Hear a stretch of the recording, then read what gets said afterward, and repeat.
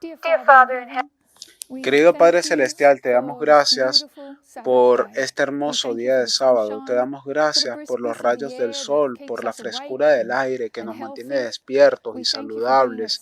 Te damos gracias por habernos traído con seguridad una semana más. Vemos el mundo que se encuentra en una crisis tremenda. Vemos a muchas personas que se encuentran atravesando circunstancias angustiosas y difíciles. Nosotros sabemos de que tú has levantado a tu pueblo para dar luz y esperanza a aquellos que se encuentran en oscuridad. Por favor, Padre, prepáranos, sea lo que sea que nos cueste en nuestras vidas, en nuestros corazones, en nuestras mentes, no solo con el mensaje, Padre, sino también con esa preparación personal que necesitamos. Sana nuestra familia, sana nuestras vidas individuales, sana nuestros grupos de iglesia, para que quizás nosotros lleguemos a ser un reino unido. Oramos para que en esta mañana estés con nosotros en los estudios que se hayan de presentar. Por favor, está con nosotros. Invitamos tu presencia en cada hogar. Que por favor tus ángeles estén en derredor de todos los santos. Que tú puedas por favor dirigir y guiar nuestras palabras para que estén de acuerdo con tu voluntad. Y nosotros también oramos por todos aquellos quienes no pueden estar con nosotros en esta mañana, para que tú puedas estar con ellos de forma especial. Oramos por todos aquellos amigos que nos están acompañando, pero tienen problemas con tecnología. Ayúdalos a ellos y también ayuda a aquellos que les están ayudando.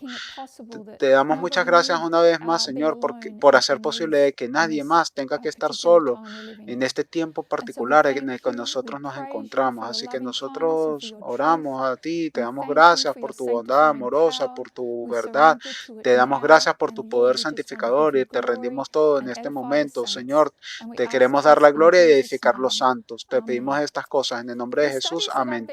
Los estudios que he estado compartiendo durante los últimos meses o desde el momento que nosotros comenzamos a hacer Zoom, reuniones por Zoom, pues se me ha solicitado que las grabe apropiadamente para hacer subidas a YouTube. Así que básicamente lo que yo voy a hacer hoy en esta mañana es una especie de revisión, y no es mi intención hacer hincapié en las cosas que ya nosotros hemos hecho probablemente más a fondo en las últimas 2 semanas, pero voy a tener que regresar y hacer una breve revisión para la cámara, para todos aquellos que se están uniendo apenas con nosotros en este momento, quizás por primera vez. Así que yo les pido disculpas a todos aquellos que quieren sentarse y ver una revisión de lo que hemos visto. Voy a tratar de hacer esto lo más indoloro posible, pero nosotros comenzamos nuestros estudios viéndose el capítulo 13 de Mateo, en particular los versículos 34 y 35.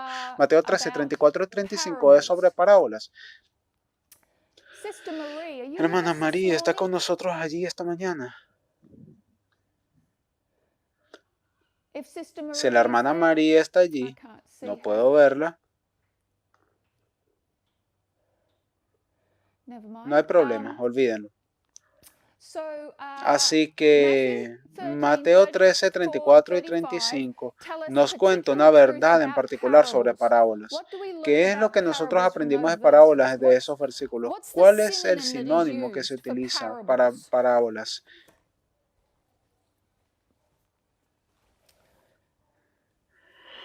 Las parábolas son secretos. Gracias. Y los secretos son profecías.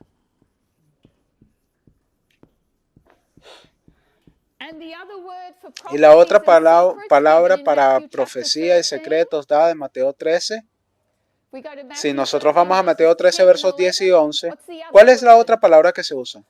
Los discípulos llegaron a Jesús y le dijeron, ¿por qué hablas en parábolas? Y él les dijo, porque yo a ustedes les he dado a conocer el qué. Para que entiendan el qué.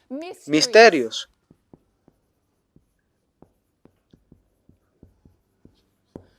Parábolas son secretos o profecías, son misterios.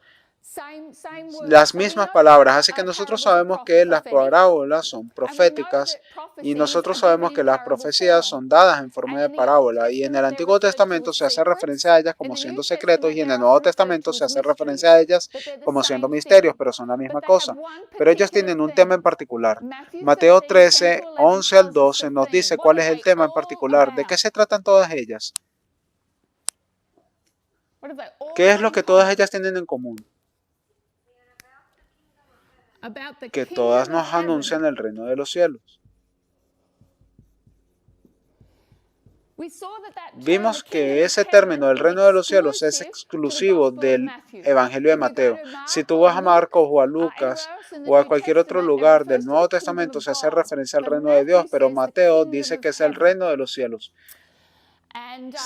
Y si nosotros pensamos en el reino de los cielos contra el reino de Dios, la única diferencia es que el cielo es un lugar y Dios es un ser. Hay una diferencia, pero en otro sentido también es sinónimo. El reino de los cielos es el reino de Dios. Ahora, en vista de que las parábolas son profecías, son secretos, fuimos a una profecía en particular para entender más sobre el reino de los cielos. Fuimos a un secreto. ¿Recuerdan a qué profecía o secreto nosotros fuimos en particular para aprender más sobre el reino de los cielos? Nosotros fuimos a Daniel capítulo 2. Nosotros fuimos a Daniel capítulo 2. Y en Daniel capítulo 2 la palabra secretos es utilizada 7 veces. En Daniel 2 tú ves una montaña con una piedra saliendo de ella. Vemos una imagen hecha de oro y plata y hierro y barro. Y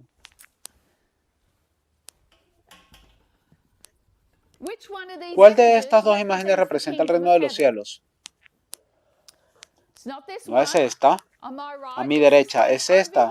Esta de aquí, en algún punto de aquí, es el reino de los cielos. Dado que el cielo es un lugar, entonces, ¿qué es esta imagen? Es una imagen o una representación de los reinos de la tierra o del mundo. El reino de los cielos, los reinos de este mundo. Ahora, cuando nosotros decimos los reinos de este mundo o los reinos de esta tierra, sabemos que estamos hablando de lo que está aconteciendo aquí en este mundo. Cuando nosotros hacemos referencia al reino de los cielos, nosotros también estamos haciendo referencia a lo que está aconteciendo en este mundo. Esto no es el cielo, en el cielo celestial donde está el trono de Dios. Muchos adventistas creerán eso y enseñarán eso, pero el reino de los cielos está aquí dentro de ti, está aquí en esta tierra.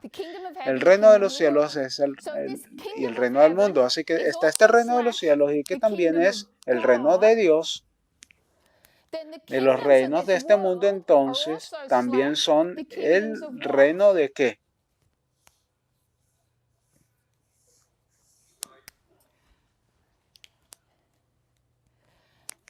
Así que en cierto sentido, en algunos aspectos, a este también nosotros le llamamos el reino de Satanás, pero nosotros lo estamos viendo desde una perspectiva diferente en esta vez. Sí, pero estos son los reinos del mundo. ¿Quiénes viven en el mundo?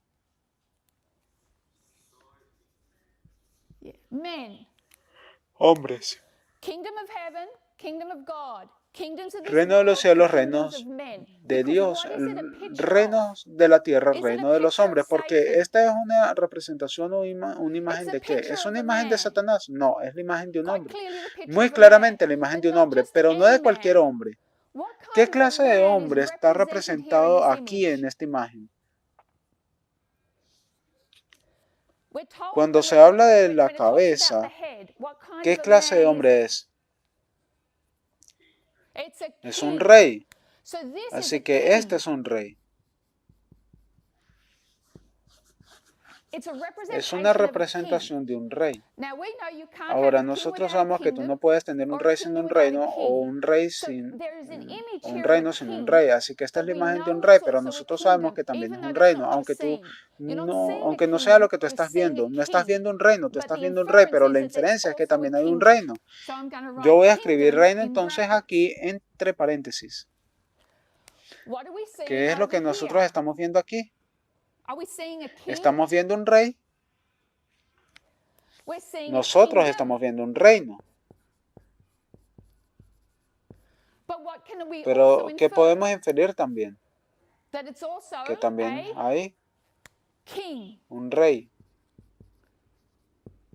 Tú no puedes ver el rey, pero te dan una representación visual del reino, pero tú no puedes ver el rey, pero tú sabes que tiene que estar allí. Aquí se te da la representación del rey, pero no te muestra el reino, pero tú sabes que debe de estar allí.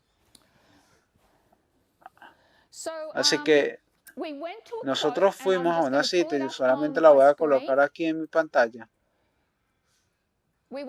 Nosotros fuimos a Hechos de los Apóstoles, página 12, capítulo 2. No, esa no es, disculpen. ¿Dónde está mi cita?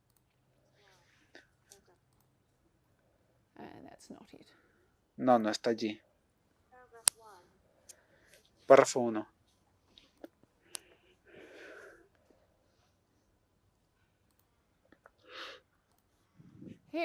Aquí está, gracias. Así que nosotros estamos viendo hacia Hechos de los Apóstoles, página 12, párrafo 2. La hermana White nos dice que ¿con qué nosotros deberíamos de comparar el reino de Dios? Cristo preguntó, ¿o con qué semejanza lo representaríamos? Él no puede emplear los reinos de este mundo como una similitud. No podía hallar en la sociedad nada con qué compararlo. Los reinos terrenales son regidos por el ascendiente poder de lo físico, pero el reino de Dios en el reino de Cristo está excluida toda arma carnal, todo instrumento de coerción. Este reino está destinado a elevar y ennoblecer a la humanidad. La iglesia de Dios está llena de variados dones y dotado del Espíritu Santo. Los miembros han de hallar su felicidad en la felicidad de aquellos a quienes ayudan y bendicen. Así que, ¿qué es lo que nos está diciendo aquí? Se nos está diciendo que cuando Cristo hace esta pregunta, ¿con qué yo puedo comparar el reino de los cielos? Él no dice que nosotros no debemos de compararlo, él solamente está haciendo una pregunta retórica. ¿Con qué nosotros podíamos de compararlo? ¿Cómo? Si no hubiera nada con qué compararlo. Pero de hecho, él lo compara con algo, porque él incluso lo compara con un grano de mostaza. Así que, ¿con qué nosotros lo podemos comparar? Porque en Daniel 2 nosotros estamos haciendo una comparación. Lo que la hermana White está haciendo aquí es que no hay una comparación, no hay una similitud. Cuando tú estás comparando una cosa en particular.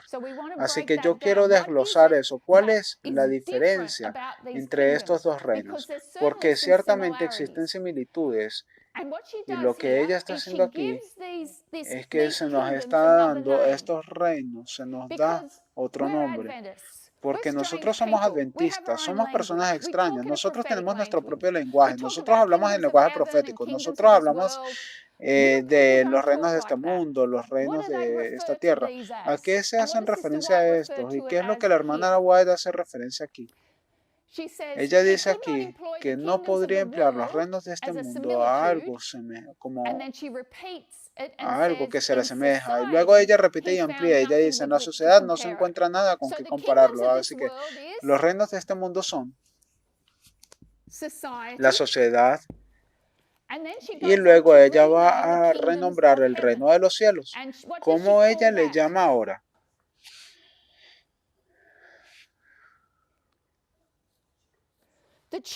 La iglesia. La iglesia y la sociedad. ¿Y cuál es la diferencia entre la iglesia y la sociedad? De que tú no puedes compararlos. Ella nos habla sobre la regencia de los reinos terrenales por la ascendencia de qué? Del poder físico. El poder físico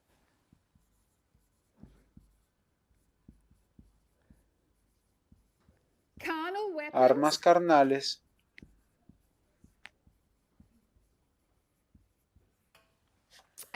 ¿y qué más está diciendo ella aquí?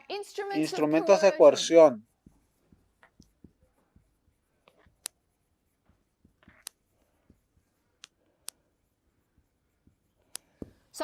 Así que de este lado, ¿acaso la iglesia utiliza cualquiera de estas cosas? Poder físico, armas carnales, instrumentos de coerción.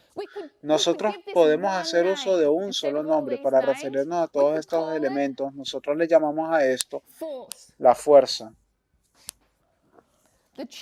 La iglesia no utiliza la fuerza, la sociedad utiliza la fuerza. ¿Para qué? Ella dice que los reinos de esta tierra utilizan estas tres cosas para gobernar. Así que nosotros sabemos de que tiene que haber algún tipo de regencia. Alguien tiene que regir los reinos de estos hombres. Así que, ¿hay acaso algún tipo de liderazgo en la iglesia? Seguramente que sí, claro que sí. Así que hay personas que nos están liderando aquí en la iglesia hoy, pero no utilizan estos métodos, utilizan métodos diferentes y por esa razón tú no puedes compararlos, ¿ok? Así que déjeme cerrar esta cita y vamos a regresar, ¿ok? Así que en la iglesia, ¿quién gobierna? Esa es una fácil, ¿no? Es Dios. Dios rige en su iglesia. En los reinos de los hombres, ¿quién gobierna?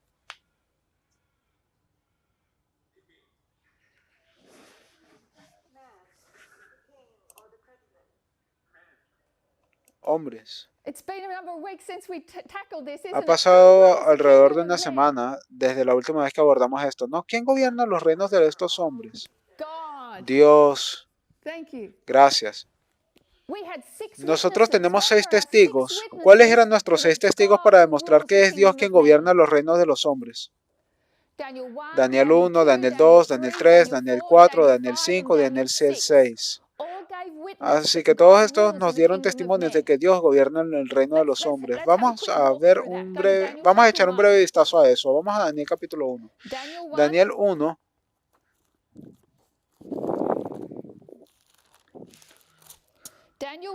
Daniel 1, versículos 1 y 2. En el tercer año del rey Joaquín, en el año tercero del reinado de Jacín, el rey de Judá, vino Nabucodonosor, rey de Babilonia, a Jerusalén y la sitió. El Señor le entregó en sus manos a Joacim, rey de Judá, y parte de los utensilios de la casa de Dios, y lo trajo a tierra de Sinar, a la casa de su Dios, y colocó los utensilios en la casa de tesoros de su Dios. Así que, ¿quién está en control? Gracias. Dios lo está. Dios dio su iglesia, su reino, y las entregó en manos de los reinos de los hombres. Y él dijo, mira, Nabucodonosor, toma mi iglesia, toma mi rey, toma alguna de las personas, no lo puedes tomar todo. Yo te voy a decir todo lo que tú puedes tomar. Te voy a dar alguno de los vasos, tú no puedes tener todos los vasos, así que Dios está en control y Él le permite a Nabucodonosor venirse y llevarse a su pueblo, todo ordenado por Dios por una razón en particular, la cual nosotros vamos a abordar más adelante. Nosotros fuimos a Daniel 2, y vimos en Daniel 2 en la oración de Daniel y él ora en el versículo 21 y dice que es Dios quien quita y coloca los reyes. Es Dios quien quita estos reyes y establece estos reinos. O rey, por rey nosotros no estamos hablando de la persona individual, estamos hablando del poder, del rey, del gobierno terrenal. En Daniel capítulo 3, ¿qué fue lo que Dios hizo en el capítulo 3 de Daniel? En el versículo 28. Cuando Nabucodonosor reconoce al Dios de Sadrach, Mesach y Abednego, él dice que tú Dios puedes cambiar la parábola del rey. Así que yo digo algo y Dios lo anula. Así que ¿quién está en control? Dios lo está. Así que en Daniel número 4, Daniel capítulo 4, 3 veces en Daniel capítulo 4 se nos dice que la regla más alta en el reino de los hombres nos dice que es la regla gobernante más alta en el reino de los hombres. Se lo da a quien Él quiere, lo establece a los hombres. ¿Qué palabra base? Esa palabra base significa humilde, no necesariamente significa algo horrible. Así que Daniel capítulo 5, en Daniel capítulo 5 es interesante porque allí se nos dice que en el versículo 26, esta es la interpretación del tema, mini, Dios tiene tu reino y le ha puesto fin. ¿Qué es lo que Dios hizo a estos reinos? Él los enumeró. Él numeró a Babilonia. ¿Cuál fue el número que le dio a Babilonia? 70. Dios le dio a los reinos de este mundo tiempo de gracia. Ahora, eso es realmente algo interesante porque 70 años. Durante 70 años Dios pone a su pueblo en cautiverio, pero mientras esos 70 años en cautiverio para la iglesia de Dios eran de hecho unos 70 años de gracia para el mundo. Así que nosotros podemos ver una relación simbólica allí. que Dios cuenta el reino y les da un tiempo de probación. Y luego, en Daniel capítulo 6, el rey tiene que reconocer que nuestro Dios puede librarnos del poder de los leones, puede librarnos de gobiernos impíos.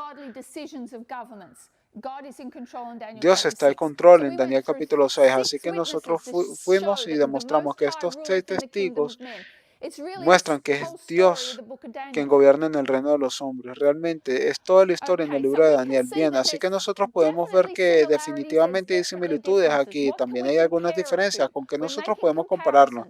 Nosotros estamos haciendo comparaciones, pero tú no puedes comparar cómo gobiernan. Dios tiene una forma de gobernar diferente en su iglesia y cómo gobierna las cosas en el mundo.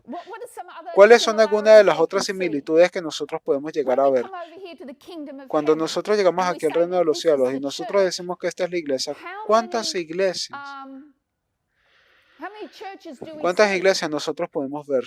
¿Cuántas partes diferentes? Obviamente tenemos dos, tenemos la montaña y tenemos una piedra.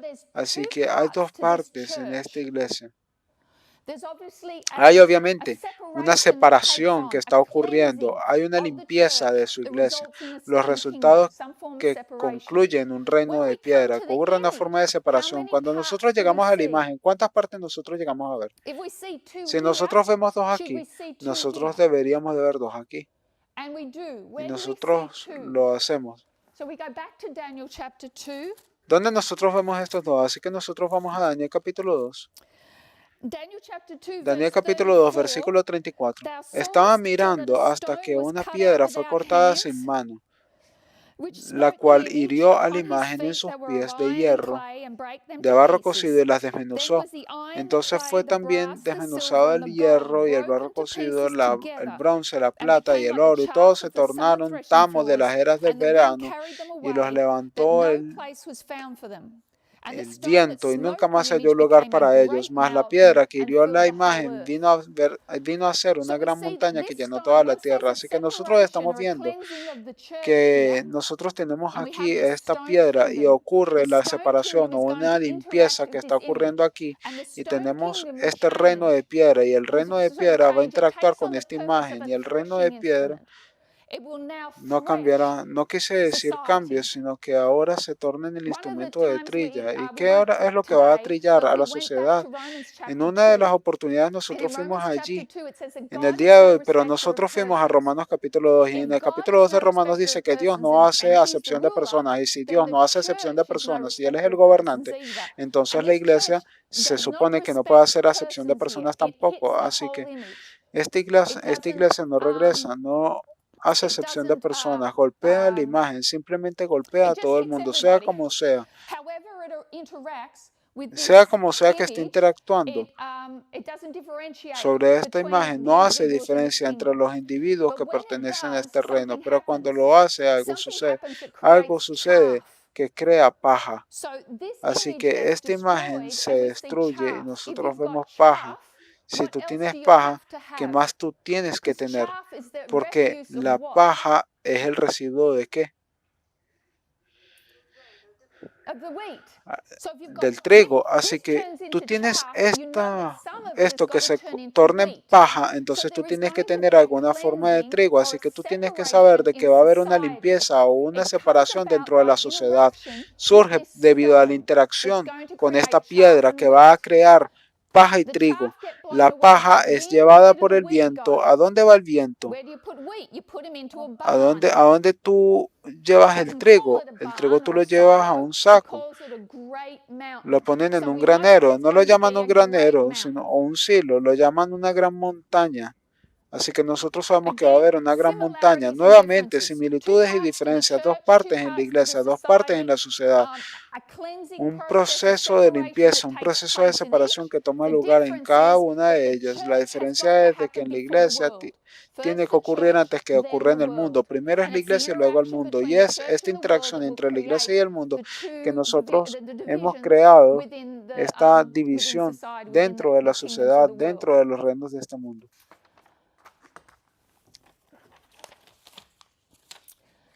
Así que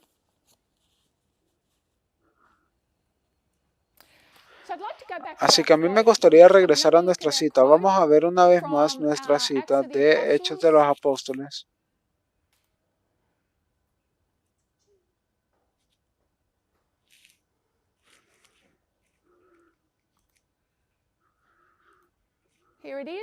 Aquí está. Ok. Hechos de los Apóstoles, página 12. Al final del párrafo se nos dice, en esta parte que ella dice que toda arma carnal, todo instrumento de coerción, ella dice que este reino, significando la iglesia, está destinado para elevar y ennoblecer a la humanidad. La iglesia de Cristo es el palacio de la vida santa, lleno de variados dones y dotados del Espíritu Santo. Los miembros han de hallar la felicidad en aquellos que ayudan y bendicen. Así que nosotros tenemos a la iglesia, ella tiene miembros. ¿Cuál es su propósito? ¿Dónde ellos encuentran la felicidad? Al ayudar y a bendecir. Así que cuando nosotros llegamos a la sociedad, nosotros nos encontramos de que en la sociedad hay personas que encuentran felicidad en ayudar y bendecir a otros. Sabemos que en la sociedad hay personas que no tienen un mayor placer que en hacer eso. Así que solo porque tú pertenezcas a la iglesia, eso no quiere decir que en la iglesia está lleno de personas desinteresadas o siervos desinteresados. Y es lo mismo con la sociedad, no todo es malo. Y aquí tampoco todo es bueno. Pero sabemos cuál es el propósito, sabemos dónde nosotros podemos encontrar la felicidad. Así que yo solamente quería considerar esa palabra felicidad. Felicidad se encuentra en bendecir y servir a otros.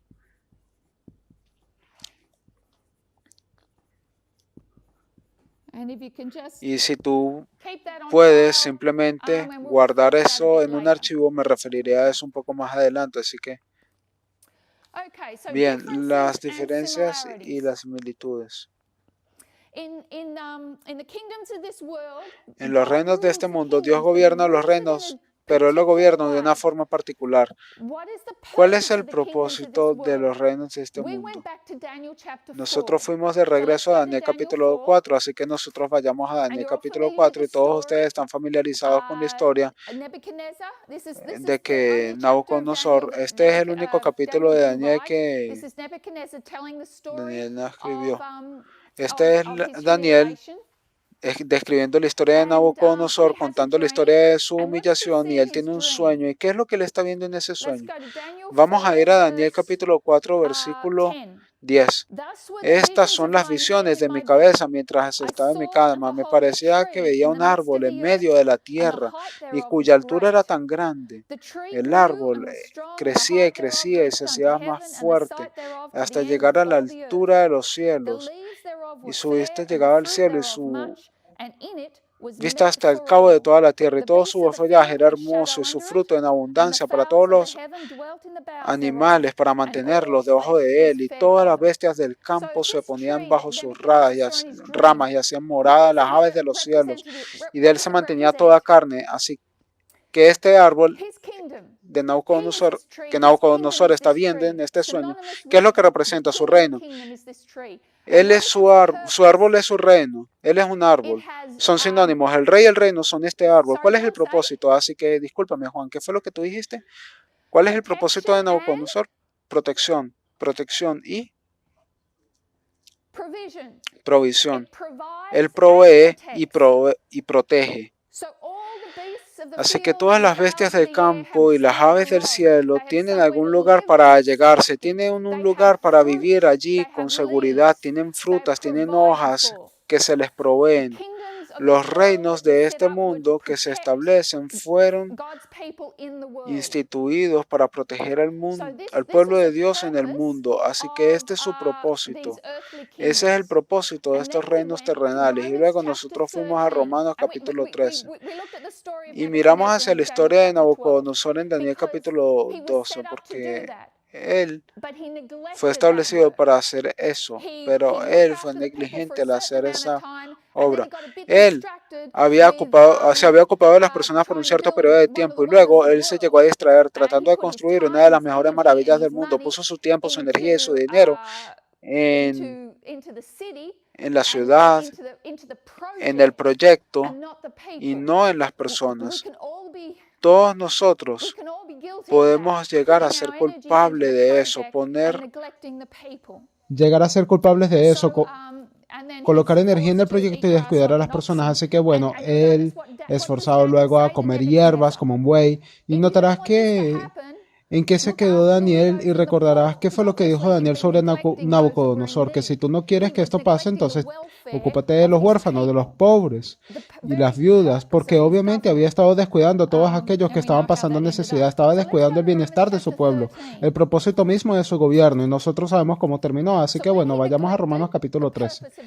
Así que cuando él descuidó el propósito de su gobierno, Dios tuvo que intervenir y en su misericordia Nabucodonosor se le permitió una vez más, habiendo pasado el tiempo, una vez más a gobernar el pueblo. Pero luego tenemos la historia de Daniel 5. Pero vayamos a Romanos capítulo 13, donde se nos dice, esto es realmente el comentario de Pablo sobre Daniel capítulo 4. No solamente Daniel 4, sino de aquella declaración de Cristo que nos dice, dale a César lo que es del César y a Dios lo que es de Dios. Esta es parte del comentario de Pablo sobre aquellas cosas. Él dice que toda alma sométase a las potestades superiores, porque no hay potestad sino de Dios, y las potestades que hay son ordenadas por Dios. Ahora, estas dos palabras, poderes, hay dos palabras para poderes en el griego. Una de ellas es dynamo, de donde nosotros podemos sacar la palabra diamante. Cuando tú piensas en dynamo, dinamita, tú piensas en fuerza, tú piensas en un poder fuerte y absoluto, pero esta palabra poder es éxtasis. Esta es la palabra que en inglés nosotros utilizaríamos como exorcismo. Es tener poder sobre algo. Cuando tú estás pensando en un exorcismo, se supone que tú tienes el poder sobre las fuerzas demoníacas. Y esta es la palabra exorcía, que significa que tú tienes autoridad, tú tienes poder o autoridad sobre algo. Así que estas son las autoridades gobernantes. Así que Dios ha ordenado que hayan autoridades gobernantes en el reino de los hombres. Quien se resiste al poder o a las autoridades del gobierno está resistiendo a la ordenanza de Dios, y aquellos que resisten reciben castigo para sí mismos. Así que si tú resistes a estas ordenanzas, te vas a meter en problemas. No es bueno resistirse. Y él continúa diciendo que los gobernantes no están allí para infundir temor, sino al que hace el mal. Así que aquí es donde entra el asunto de la fuerza. Este poder físico debe usar armas carnales e instrumentos de coerción para hacer ¿qué? ¿Cuál es su propósito? Es para castigar a los impíos. Es el castigo para las obras malas. Si tú haces lo que es bueno, tú eres alabado. Si se nos ocurriese algunos ejemplos de instrumentos de coerción, las multas por exceso de velocidad son instrumentos de coerción. Aquellas personas que no aceleran les va bien, no reciben multas. Y podemos pensar en muchos otros ejemplos. Y recibirás elogios de la misma forma. Así que el gobierno va a llegar a recompensar a las personas que estén haciendo cosas buenas. Versículo 4. Porque Él es un ministro de Dios para tu bien. Pero si haces lo malo, teme, porque no en vano lleva la espada. Es un ministro de Dios, vengador, para ejecutar ira sobre todos aquellos que hacen lo malo. Nosotros sabemos que en Jeremías a Nabucodonosor se le llama siervo de Dios. Todos los poderes o autoridades son autoridades instituidas por Dios. Es un siervo de Dios. Están allí para llevar la espada o estas armas carnales o instrumentos de coerción sobre aquellos que no viven realmente para bendecir y servir a los demás. ¿Qué es lo que yo quiero decir con eso? Que aquellos que viven para sí mismos y que no piensan que tienen alguna responsabilidad respecto a sus prójimos, ellos no son los guardadores de sus hermanos. Ellos piensan que pueden asesinar, robar. Y si usted lastima a sus vecinos, son aquellas personas con las que este gobierno, contra el cual el gobierno va a utilizar la espada. Y luego dice en el versículo 6, paga tus impuestos, dale al César lo que es del César. Así que ya tú sabes que si tú puedes que tú puedes manejar con seguridad y luego pagas tus impuestos. Versículo 8. No debáis a nadie nada, sino el amarnos los unos a los otros, porque el que ama a su prójimo ha cumplido la ley. Aquí dice no deber nada al hombre. No significa no estar en deuda, significa pagarlas. Tú puedes endeudarte, pero asegúrate de que las puedes pagar. Y el pago de la deuda se compara con el cumplimiento de la ley, porque hay una deuda que tú nunca vas a poder pagar. ¿Y cuál es esa deuda que tú nunca vas a poder pagar? En su totalidad, que continuamente tendremos que pagar, de acuerdo con ese versículo. Es el de amar a tu hermano. El amor a tu hermano es el cumplimiento de la ley, y eso nunca puede llegar a ser pagada. Siempre tienes que seguir pagando esa deuda. Tenemos una deuda con respecto a la sociedad. Nosotros tenemos una deuda con respecto a nuestro hermano. E incluso el mundo lo sabe, que usted tiene una deuda con la sociedad. Usted tiene una responsabilidad de vivir una vida en la cual usted no pueda interferir o dañar a su vecino. Y luego continúa diciendo en el versículo 9, él comienza a listar un conjunto de leyes. No cometerás adulterio, no matarás, no hurtarás, no darás falso testimonio, no codiciarás. Y él ni siquiera las lista en orden. Él ni siquiera habla sobre honrar a tus padres. Y él ni siquiera las está colocando en orden, porque el punto que él está intentando hacer es que todas estas leyes, ¿y cuántas son? Hay 6 de ellas, pueden sumarse y resumirse en una sola cosa: el amar a tu prójimo como a ti mismo. El amor no hace mal a su prójimo y por consiguiente el amor es el cumplimiento de la ley. Así que el amor es el cumplimiento de la ley en la sociedad. El amor es el cumplimiento de la ley en la iglesia. Pero el amor que se cumple en la ley de la sociedad es los últimos 6 mandamientos. Él los lista aquí y los aplica tanto como para el mundo como para la iglesia. Y nosotros incluso hemos hablado del 10º mandamiento, porque ese 10º mandamiento, no codiciarás, abarca realmente al resto de los mandamientos, porque va directamente a los motivos, a los pensamientos y sentimientos del corazón. El mundo reconoce eso. El mundo reconoce que tú no eres un esclavo a tus pasiones, que si tú vas a la cárcel, tú puedes llegar a ser redimido. Y esa es la razón por la cual ellos tienen estos programas, ¿cómo se llama? ¿Cómo se llama, hermano Marley? Programas de rehabilitación. Porque ellos se dan cuenta. Quizás ellos no se dan cuenta que ellos están intentando abordar el 10º mandamiento, pero ellos entienden su significado en el sentido de que tú puedes llegar a cambiar a una persona simplemente actuando en función de sus sentimientos, sus pensamientos y ayudarlos a lidiar con eso. Así que Dios gobierna en el gobierno de los hombres. Él gobierna por los gobiernos que aplican esos últimos 6 mandamientos, los cuales son básicamente: no hagas ningún daño a tu prójimo. Si no lo haces ningún daño a tu prójimo, vas a vivir una vida feliz y segura en esta tierra. Pero tiene que utilizar instrumentos de coerción para que eso suceda.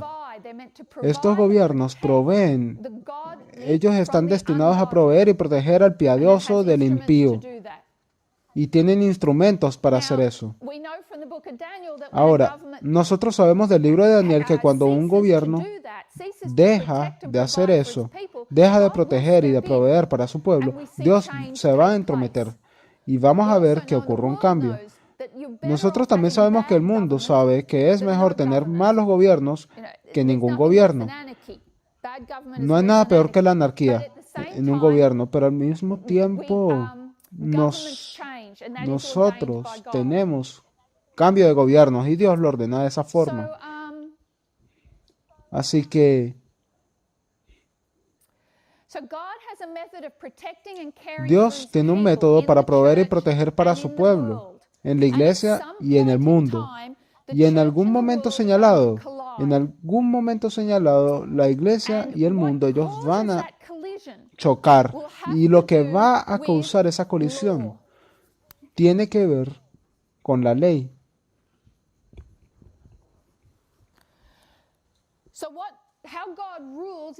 Así que, como Dios gobierna a su iglesia, es la forma en cómo Él aplica sus leyes. La forma como Dios gobierna en el mundo es también aplicando sus leyes.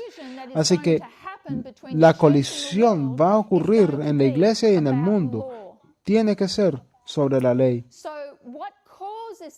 Así que, ¿qué es lo que causa esta colisión? ¿Cómo nosotros nos relacionamos con la ley? Así que lo que nosotros vamos a hacer es ir y ver hacia la iglesia de Dios y ver cómo se relaciona con la ley. Y entonces verán cómo en el pasado lo puso en contacto con el mundo.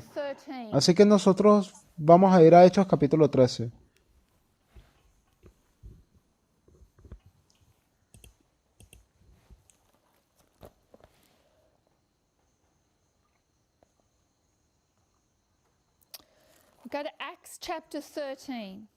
Vamos a Hechos capítulo 13.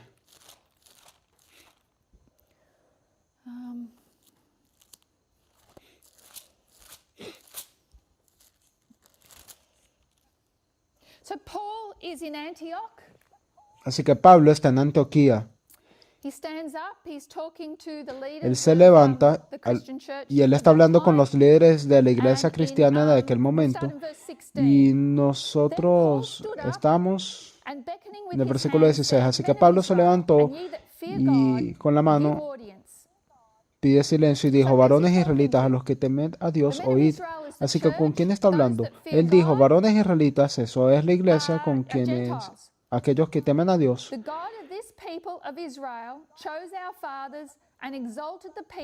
Con quien él está hablando son los varones de Israel, los que temen a Dios, los gentiles. El Dios de este pueblo de Israel enalteció a nuestros padres, siendo extranjeros en la tierra de Egipto, con el brazo levantado y los sacó de ella. Y el hermano Brendan lidió la semana pasada o anteriormente con lo que ocurrió en Egipto. Así que nosotros vamos a colocar esto en una línea. La iglesia de Dios estaba en Egipto. ¿Por qué ellos fueron a Egipto? ¿Qué era lo que se suponía que tenía que ser en Egipto el pueblo de Dios? Ellos estaban allí para proveerle y para protegerlos. Porque ¿dónde vivían ellos? Ellos vivían en un tiempo donde había hambruna. Ya sabes, ellos están en el desierto. Bueno, se había convertido en un desierto. Ellos necesitaban ser colocados en un lugar donde ellos se pudieran sentir seguros y ser provistos. Así que Dios les permitió ir a Egipto. Y el faraón de aquel momento les cuidó muy bien. Les puso en la parte más abundante del país, en Goshen. Y allí ellos podrían vivir en paz de acuerdo a los dictados de su propia conciencia, porque donde ellos estaban, probablemente parte de los problemas era la comida y la hambruna. Ellos no eran una familia feliz. Ellos necesitaban tener una curación en su familia. Y eso sucedió nuevamente al entrar en contacto con José. Y no solamente el lugar donde ellos fueron colocados, sino las circunstancias que los llevó a Egipto, los llevó a una situación en la que ellos pudieron sanar sus vínculos familiares y tornarse fuertes y unidos nuevamente. De lo contrario, simplemente les imploraría de nuevo los hubiese llevado de nuevo hacia donde ellos estaban.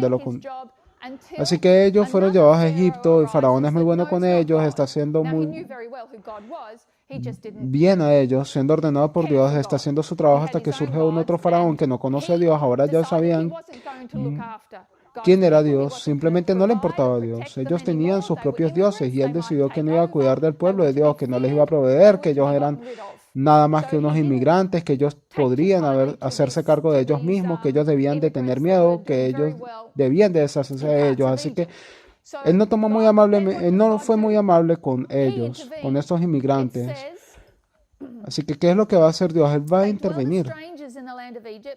Él dice que ellos eran extraños en la tierra de Egipto y que con un brazo fuerte y levantado Él los sacó de ahí. Así que Él los saca en la Pascua. Y eso es lo que Dios está haciendo. Los saca de Egipto.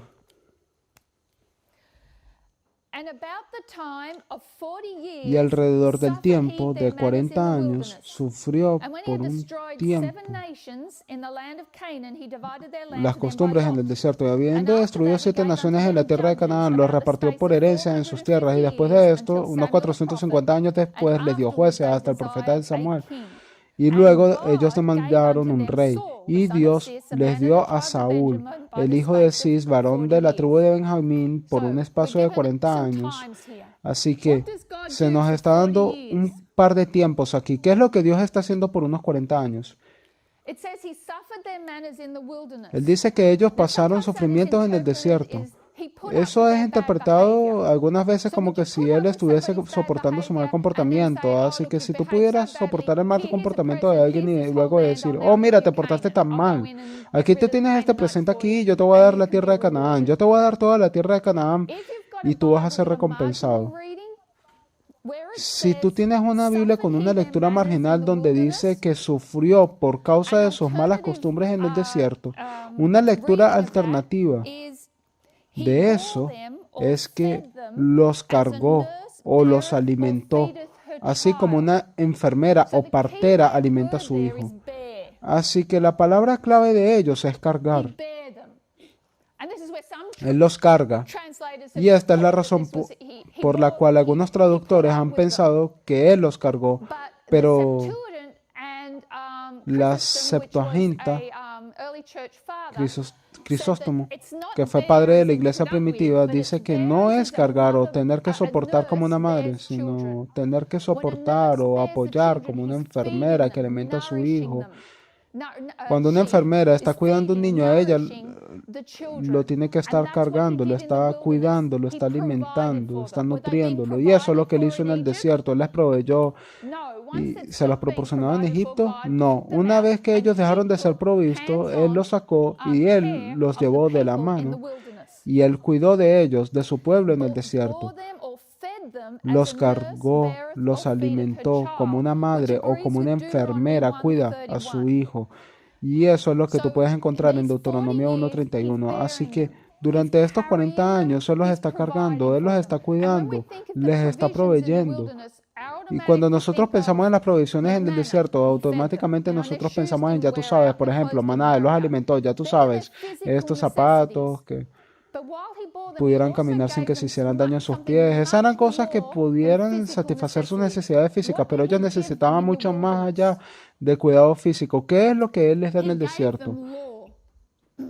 Él les da la ley.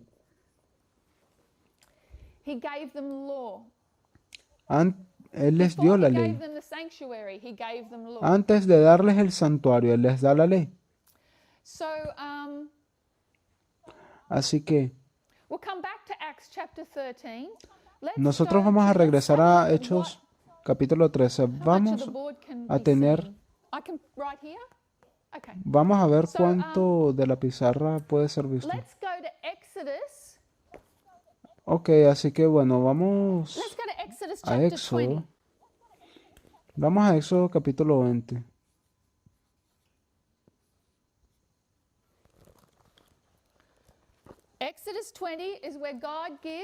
Éxodo capítulo 20 es el lugar donde Dios les da leyes a su pueblo. Ahora, hay 2 veces en los que Dios da la ley. Él les da la ley a ellos cuando ellos están en el monte. Así que nosotros estamos viendo aquí la primera vez en la cual la ley se dio en ese monte. Así que yo solamente voy a ir a unas leyes en particulares con un propósito en mente. Vamos a ir a Éxodo capítulo 20, comenzando en el versículo 8. Te acordarás del día sábado para santificarlo. En 6 días trabajarás y harás toda tu obra, pero el séptimo día es el sábado de Jehová tu Dios. No harás en él obra alguna, ni tú, ni tu hijo, ni tu hija, ni tu siervo, ni tu siervo, ni tu ganado, ni tu extranjero que está dentro de tus puertas. Porque en 6 días hizo Jehová el cielo y la tierra y el mar y todas estas cosas que en ellos hay, y reposó en el séptimo día. Por tanto, Jehová bendijo el día sábado y lo santificó. Así que Dios les dio la ley. le dio en Éxodo capítulo 20. Y yo solamente quiero señalar este mandamiento en particular, porque ¿qué es lo que le fue dado en Éxodo capítulo 20, versículo 8 al 11? Cuando nosotros vamos hacia esos versículos, hay una palabra en particular de la cual nosotros aprendimos algo. En el versículo 10 es la palabra tú. ¿Qué es lo que el Señor, a quién el Señor está aplicando eso aquí? Ese tú. ¿Quién es ese tú de Éxodo capítulo 20? Porque el problema es que es un pronombre. Un pronombre tiene que tener un sustantivo con el cual tú puedes asociar. Ese tú del capítulo 20 de Éxodo, nosotros lo rastreamos y lo encontramos ¿dónde? ¿Alguien sabe? ¿Alguien lo recuerda? En Génesis, gracias. Génesis capítulo 1. Génesis capítulo 1, versículo 26. Y Dios dijo, hagamos al hombre a nuestra imagen, de acuerdo a nuestra semejanza, y señoree sobre qué? Dominio sobre los peces del mar, sobre las aves de los cielos, sobre las bestias, sobre toda criatura de la tierra, sobre todo reptil que se arrastra sobre la tierra. Así que Dios creó al hombre a su imagen, y la imagen de Dios que creó Él es hombre y mujer. Y Él los creó a ellos como ellos. El tú de Éxodo 20 es el ellos. Y ellos es ¿quién? Hombre y mujer. Él los creó. ¿Qué fue restaurado en el capítulo 20 de Éxodo, versículo 8 al 11? Igualdad. La bendición, gracias, sí. Así que Dios los creó, hombre y mujer. Nosotros sabemos qué sucedió con el pecado, que la mujer entonces entró en sujeción a su marido. Nosotros ya pasamos algo de tiempo en eso. Esto está en el registro público, así que yo no quisiera pasar mucho tiempo en ello ahora. Pero, ¿qué pasa con la maldición? Para el hombre es que él tuvo que comenzar a labrar el suelo y ganarse el pan con el sudor de su frente. Lo que sucedió siendo la maldición de la mujer es que ella comenzó a someterse a su marido. Ella había perdido su identidad. Ella perdió su identidad. Quedó sujeta a la identidad de su marido. Así que yo solamente voy a borrar aquí para hacer un poco más de espacio.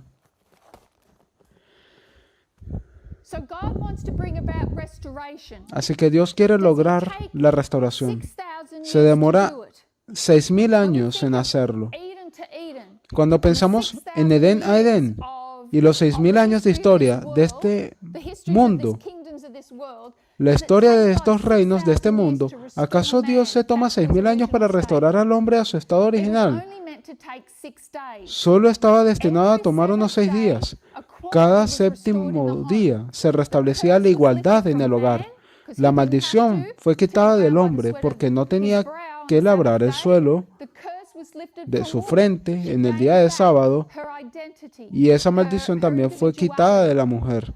Ella ganaba nuevamente su identidad, su individualidad, y ellos volvían a tener su dominio. ¿Recuerdan? Ellos habían perdido el dominio. En cada séptimo día el dominio era restaurado, la igualdad era restaurada. Nosotros volvemos a Éxodo capítulo 20 y ahí dice en la redacción, Éxodo capítulo 20. Pero el séptimo día, en el versículo 10, en el séptimo día es el sábado de reposo para Jehová tu Dios. No harás en él obra alguna, ni tu hijo ni tu hija.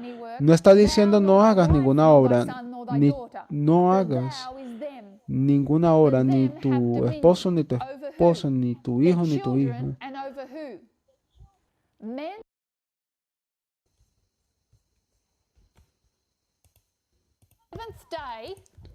Cada séptimo día no se lidia con toda la igualdad, pero lidia con parte de ella. ¿Qué es lo que cómo nosotros vemos que se restaura tu vida? Tu vida es tu identidad, es quien tú eres. ¿Y qué es lo que se perdió? Nosotros sabemos que la muerte se introdujo con el pecado, pero la muerte no significa necesariamente que tú te mueres de inmediato. Tú puedes estar vivo y estar muerto mientras caminas, porque simplemente tú sabes que tu existencia no significa nada. Así que desde allí donde nosotros fuimos a Éxodo y todavía estamos viendo hacia la ley. Estamos en Éxodo 21. Éxodo 21, versículo 2. Si comprases un siervo hebreo, te servirá 6 años, pero en el séptimo año saldrá libre de balde, y si entró solo, saldrá solo. Si estaba casado, su esposa saldrá con él, y si su amo le hubiese dado una esposa y ella le hubiese dado hijos o hijas, la esposa y sus hijos serán de su amo, y él saldrá solo. Así que, en Éxodo 21, nosotros aún estamos en la montaña, aquí se le siguen dando ciertas leyes, pero estas leyes no son las de los 10 mandamientos. Ahora tenemos estos 7 años. ¿Qué se le fue dado al hombre después de estos 7 años? Libertad, o vamos a llamarla libertad. Dios le da al hombre libertad. ¿Es su vida completa o la de ellos? Ambos han sido liberados, ambos están casados, su maestro le dio ya una esposa, ambos tienen libertad, ellos tienen vida y tienen libertad, pero ¿qué es lo que no tienen? Felicidad. ¿Y dónde ellos van a encontrar la felicidad, hermano John?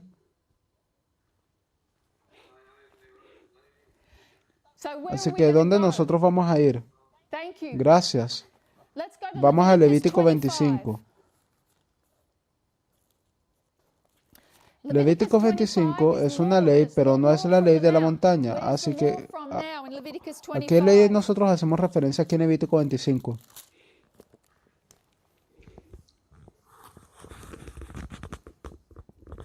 Estamos en el libro de Levíticos. ¿Dónde está Dios? Él ya no está en la montaña. Está en el santuario. Él está en el santuario. Él está sobre el asiento del propiciatorio entre los querubines. Estas 2 primeras leyes se dieron en la montaña. Esta tercera ley que se encuentra en el libro de Levítico es el libro que fue escrito en 30 días. El libro entre Éxodo y Números fue escrito en 30 días. Se aplica particularmente a los sacerdotes y fue dado en el asiento del propiciatorio. Y en Levítico 25 vemos la historia que nos habla sobre guardar el sábado de la tierra. Nosotros no vamos a leer todo eso por causa del tiempo, pero si vamos al versículo 4 nos dice: pero en el séptimo año la tierra tendrá un sábado de reposo, un sábado dedicado al Señor. No sembrarás tu tierra ni podarás tu viña. Así que en Éxodo 20, versículo 8 al 10, era sobre los días. Levítico 25, versículo 4, se trata de años, así que cada séptimo año tenía que ser un sábado. Tienes 3 veces en el cual tú los necesitabas.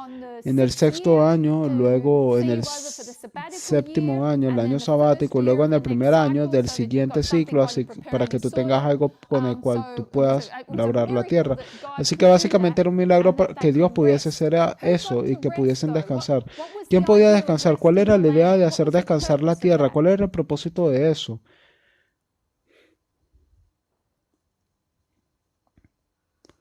¿Acaso Dios se preocupa por la sociedad de la tierra?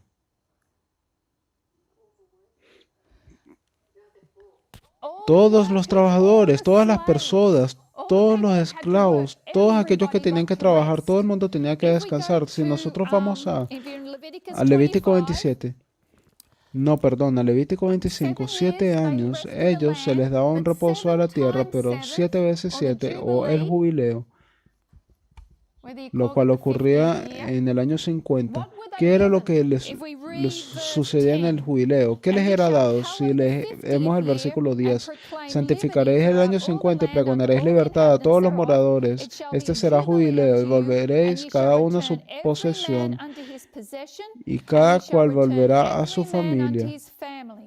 En el versículo 13, en este año de jubileo volveréis cada uno a su posesión. Así que ¿Qué fue lo que te dieron después del jubileo? Ahora tú puedes perseguir ¿qué? La felicidad o tener propiedad. Estos son los derechos inalienables de los hombres. Cuando el pueblo de Dios estaba en Egipto, ellos perdieron su vida. El faraón quería quitarle su identidad. Ellos perdieron su libertad, ellos se convirtieron en esclavos, ellos no tenían una tierra, ellos no tenían propiedades, ni siquiera tenía que ver con algo físico. La propiedad no tiene nada que ver con algo físico, puede ser educación o puede ser cualquier cosa que pueda mejorar tu posición o tu estándar de vida en este mundo para poder mejorar tu vida. La búsqueda de la felicidad es el producto de tu vida y de tu libertad. Si tú tienes vida y libertad, entonces tú puedes llegar a buscar la felicidad. Así que estos son los derechos inalienables que Dios proveyó para su pueblo. Él proveyó esos derechos a través de la ley. Tú tienes que tener leyes a fin de proteger aquellos derechos inalienables. Cuando nosotros decimos que son inalienables, es que son inherentes. Si tú tienes un saco de plomo, una de las propiedades inherentes del plomo es que es pesado. Tú no puedes sacar lo pesado del plomo. El plomo es pesado, siempre está pesado. Puedes ponerlo en un palo, puedes ponerlo en el horno, puedes hacer cualquier cosa con él, pero tú no le puedes sacar lo pesado, o simplemente no sería plomo. Esa es la misma cosa que sucede con estas cosas que Dios les ha dado al hombre. En su iglesia, los hombres deben de tener libertad, vida y buscar la felicidad. Pero ¿dónde se encontraría la libertad, esa felicidad? ¿Dónde se encontraría? En bendecir y servir a otros. En el mundo, los hombres todavía tendrían esos derechos inalienables y Dios coloca el gobierno en el mundo para hacer provisión para que ellos entonces puedan llegar a perseguir la felicidad. A ellos se les da una opción, ellos pueden bendecir y servir a otros, eso es una opción, o ellos pueden, tú sabes qué, hacer lo que sea que te haga feliz, no importa, siempre y cuando no pisotees los derechos de tus semejantes, siempre y cuando estés en armonía con estos últimos 6 mandamientos. Así que nosotros vemos que es inherente. En aquel entonces, a los 10 mandamientos existe este principio de la igualdad. Está allí si nosotros lo leemos de forma apropiada. Y esa igualdad es tanto para el hombre como para la mujer. Todos tienen vida y libertad y ambos pueden perseguir la felicidad. De hecho, yo leí en alguna parte eso, creo que alguien lo publicó en Facebook recientemente sobre este tema. ¿Sabes? Cuando nosotros pensamos sobre cómo una mujer se casa, ella llega a perder su identidad, ella simplemente toma el apellido de su marido. ¿Sabes? Porque nosotros no guardamos el nombre con el cual nosotros nacemos. Así que, bueno, yo estoy felizmente casada. A mí no me importa tener el apellido de mi esposo, pero eso es algo en lo que nosotros deberíamos de pensar. Nosotros, de hecho, perdemos nuestra identidad. Así que Dios abastece las necesidades de su pueblo durante esos 40 años. Vamos entonces nuevamente a Hechos capítulo 13. ¿Cómo nos va con el tiempo? Ok, vamos a terminar en un minuto. Volveremos nuevamente al capítulo 13 de Hechos.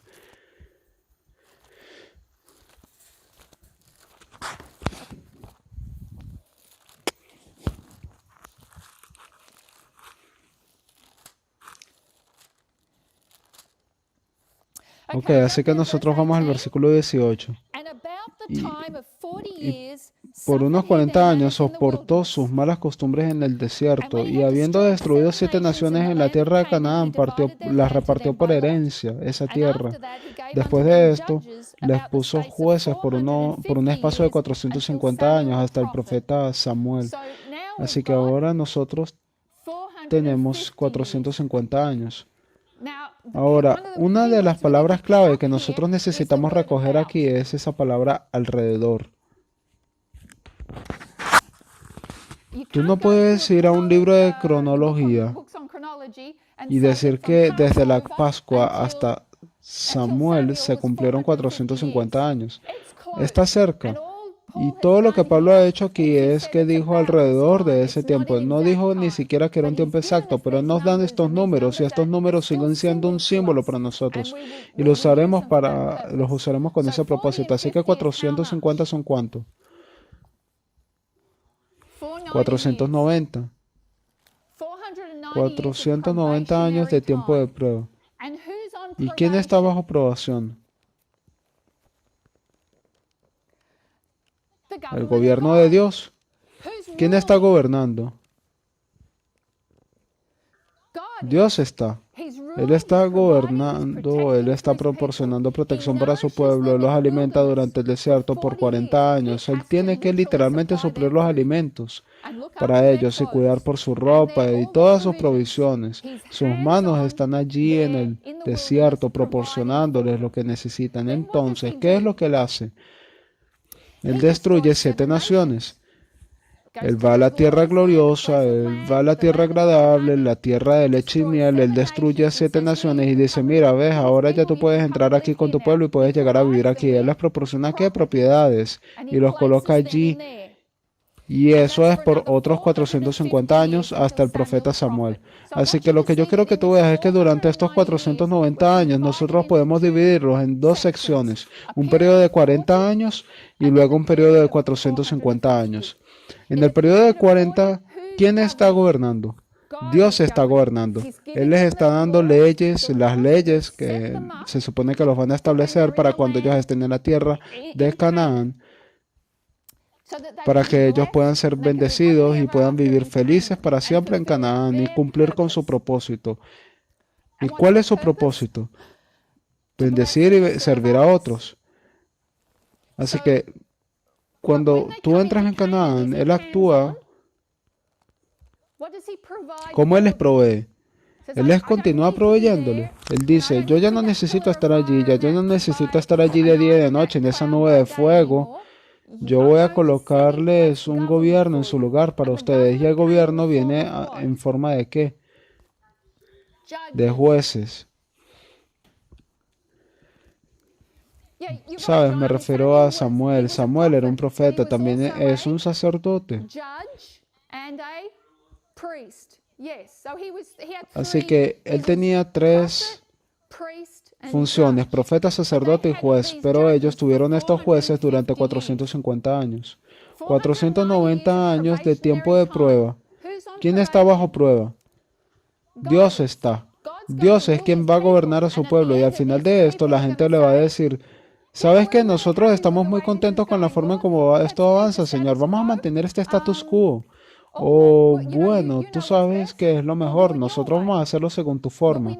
Nosotros sabemos cuál es la historia, porque cuando eso termina, ¿qué es lo que sucede? Cuando nosotros llegamos al profeta Samuel, ¿qué es lo que la gente quiere? Un rey. Y Dios es un buen Dios, así que ¿qué es lo que Dios le da? Lo dice en el versículo 21, él dice, luego demandaron un rey y Dios les dio a Saúl. Así que Dios dice, ok, tú quieres un rey, yo te lo voy a elegir. Y Él les da entonces a Saúl.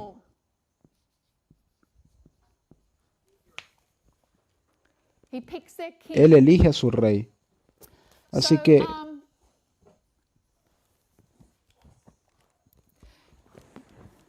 toda esta historia es una historia de gobierno, una historia de Dios cuidando de su pueblo, proveyéndole, protegiéndole. Lo que sucede en esta historia bajo los jueces está particularmente conectado a cómo ellos se relacionan con la ley. En esta ley, donde ellos se suponía que tenían que guardar el sábado de la tierra cada 17 años, en 490 años de tiempo de prueba, ¿cuántas veces ellos guardaron esos sábados?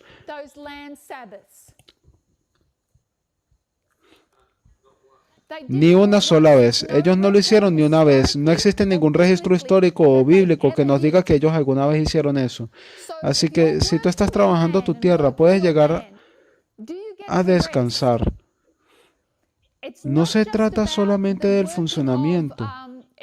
No se trata simplemente de la sociedad. No se trata simplemente de que Dios sea un Dios maravilloso, un gran agricultor biodinámico que le gusta hacer rotación de cultivos. El propósito de eso es crear que las personas tuvieran libertad, restauración.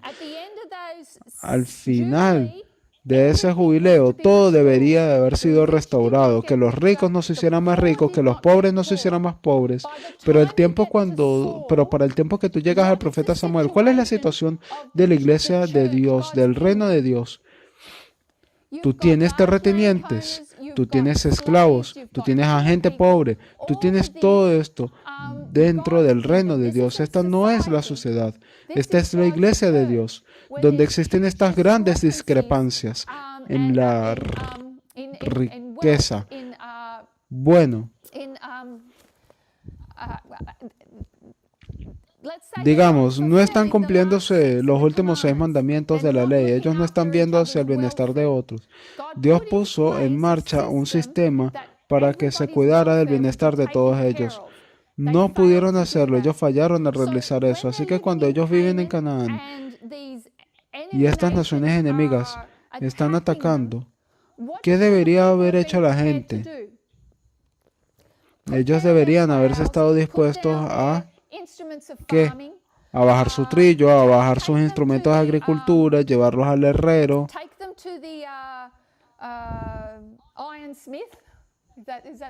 Si es que esa es la palabra, convertirlos en espadas y pelear.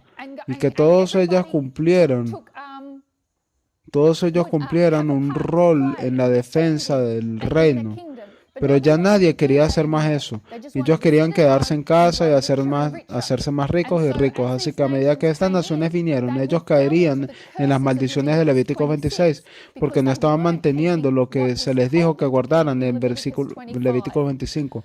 Así que en este punto, a medida que nosotros nos acercamos aquí, su vida, su libertad están en peligro. Y no quieren que Dios siga cuidando de su vida y su libertad. Ellos simplemente quieren llegar a perseguir la felicidad, quieren propiedad, pero ellos no entienden la responsabilidad que está unida a su vida y su libertad. Así que cuando nosotros llegamos aquí, ellos quieren un sistema diferente, ellos quieren a un rey, porque ellos piensan que si tenemos un rey, a nosotros nos irá bien. Nosotros vamos a llegar a disfrutar todo esto si nosotros llegamos a tener un sistema diferente de gobierno. Nosotros vamos a intentarlo, nosotros lo hemos intentado por todo este periodo de tiempo a la manera de Dios. Ahora nosotros queremos hacerlo de esta forma para ver si nosotros pudiésemos alcanzar estos mismos objetivos, pero por medios diferentes. Y ya nos quedamos sin tiempo. Así que lo que nosotros vamos a hacer la próxima vez es que nosotros vamos a abordar esta historia, la historia de los reyes, y ver cómo la iglesia, el reino de Dios en la tierra, encaja después de esta etapa de aquí, porque nosotros sabemos que hay un poco más en la historia a donde nosotros pudiésemos ir. Así que eso solamente fue un repaso. Lo que nosotros estamos viendo es que las parábolas, que Dios da un tema allí que es sobre el reino de los cielos, y que estas parábolas, las cuales son secretos y misterios, nosotros vemos a través de toda la Biblia. Cada historia nos está diciendo algo sobre el reino de los cielos, pero nosotros fuimos en particular a Daniel 2, retomando esa palabra secreto que se menciona 7 veces en el capítulo 2 de Daniel, y viendo la distinción, las similitudes y las diferencias entre el reino de los cielos y el reino de este mundo. Y no estamos viendo sobre cómo a veces nosotros nos quedamos viendo estas imágenes y pensamos que es el reino de Satanás, pero la historia de Daniel nos dice que el reino del Altísimo se encuentra entre los hombres. Así que Él lo gobierna de una forma diferente. Él gobierna su iglesia de una forma diferente a como Él gobierna los reinos de este mundo. Pero Él tiene un propósito. El propósito es llevarlo a colisión, ponerlos en alguna especie de contacto que eventualmente resultará en una iglesia, en un reino poderoso. Primeramente, Él tiene que limpiar y separar a su iglesia. Nosotros acabamos de ver el proceso de aquí, que si nosotros podemos ver qué fue lo que sucedió en el antiguo Israel, entonces nosotros podemos ver qué fue lo que va a suceder con el Israel moderno. Nosotros no vamos a volver a esa historia porque es una historia del Antiguo Testamento y que nosotros deberíamos de aprendernos las historias de memoria del Antiguo Testamento. Nosotros podemos saber qué es lo que está aquí sucediendo, lo que está mal con nuestra iglesia el día de hoy, si nosotros vamos y miramos hacia la historia del pasado, porque se repite. Así que cuanto nosotros más entendamos la historia del antiguo Israel, nosotros podemos entender más sobre nuestra propia historia y veremos dónde las cosas han ido mal, pero también cómo Dios puede intervenir y rectificar y cómo utilizar los reinos de este mundo para hacerlo. Así que ya con esa anotación vamos entonces a cerrar con una oración. Padre Celestial, nosotros simplemente estamos muy agradecidos por el hecho de ser capaces de estar juntos a través de esta videoconferencia en el estudio de tu palabra. Padre, te damos gracias por todo, por habernos traído hasta este momento a través de tus líneas. Por favor, tráenos a todos en unidad. Estamos muy agradecidos, Padre, por la vida que tú nos has concedido a través de tu sierva. Padre, nosotros clamamos para que tú, por favor, nos restaures a tu imagen. Oramos para que nos des sabiduría a nosotros, a tu pueblo, especialmente en este periodo de tiempo. Por favor, bendícenos entonces en esta mañana.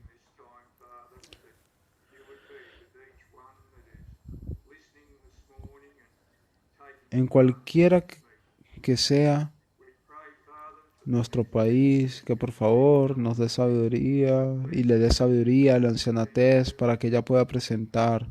Padre, estamos agradecidos por tu vida, por tu benignidad y tu misericordia hacia todos nosotros. Te pedimos todas estas cosas en el nombre de Jesús. Amén. Amén.